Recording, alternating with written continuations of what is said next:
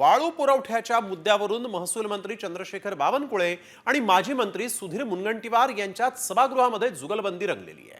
वाळू पुरवठ्यावरून मुनगंटीवार यांनी सवाल उपस्थित केलेत। 15 दिवसात वाळू उपलब्ध करून देणार का असा प्रश्न मुनगंटीवार यांनी विचारला आणि यावर 15 दिवसात घरकुलांना वाळू उपलब्ध करून देऊ असं बावनकुळेंनी म्हटलंय। सुधीर भाऊंच्या सर्व सूचनांचं पालन करू असंही बावनकुळे यांनी पुढे म्हटलंय।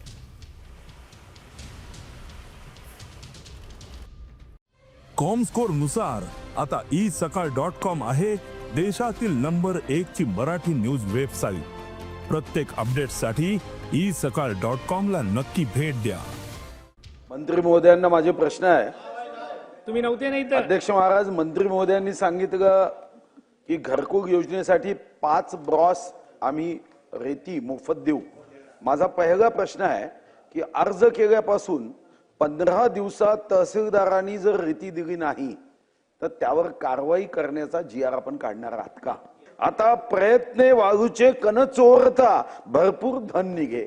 माझा मंत्री महोदयांना स्पेसिफिक प्रश्न आहे की या संदर्भामध्ये आपण एक पोर्टल करणार आहात का? आमदार म्हणून आम्ही तक्रारी केल्या तरी अध्यक्ष महाराज काहीच करता येत नाही।